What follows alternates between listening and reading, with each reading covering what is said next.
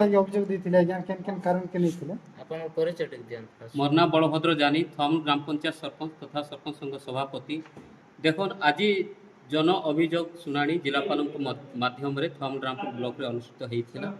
आउ आज अनेक लोक आसिक अभियोग देते किंतु आमर तरफ जो भाली भाव में गत 11 तारीख रात्र तलामपदर ग्राम रे जो आदिवासी महिला एवं पुरुष एवं जड़े केशरी महिला को राति अधरे पुलिस कोर्ट ड्रेस रे धोकिया मारी पुलिस गाड़ी रे बसई अरेस्ट करी कोर्ट चालान कराइथिला। किंतु आपण माने जानिथिबे सेटा होची माइंस इफेक्टेड अंचल। तेणुकरी माइंस इफेक्टेड अंचल जेते सबु आदिवासी निरीह लोक अछंती तांको ऊपर अन्याय अत्याचार बढ़ी चलुची। माइंस रो अंडर रे प्रशासन चली। माइंस जेमिति निर्देश देले सेमिति काम करी चली प्रशासन। तेणुकरी आपण माने जानिथिबे ग्राम सभा मुख्यतः हबार दरकार सरपंच माध्यम रे से सब किछि हेई नाही। पुलिस सभा मध्य विधिवत भाव रे हेई नाही।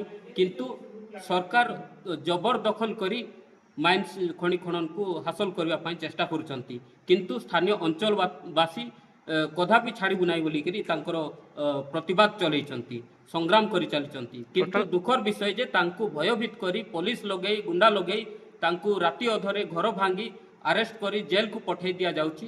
से प्रति आमे अभियोग करिथिलु जे एसपी महोदय को रिक्वेस्ट करिथिलु जे यथाशीघ्र तांको तुरंत खलास करा जाऊ एवं आगामी दिन में कौन से आदिवासी मानक सहित एभली भाव रे बेआईन भाव रे खेल खेला न जाऊ से प्रति आमे अभियोग करिथिलु। एवं द्वितीय आम थाम रामपुर ब्लॉक रे गोटे स्कूल रे नाम लेखेबा पई जातिगत एवं जन्म प्रमाण पत्र आवश्यक रहे।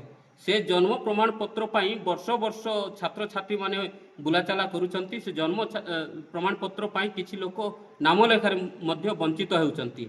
तेणुकरी केमिति यथाशीघ्र ता प्रति समस्यार समाधान करा जिवो ताहा नै आमे आज अभियोग शुणानी रे आमे जिलापाल को जणाइछु।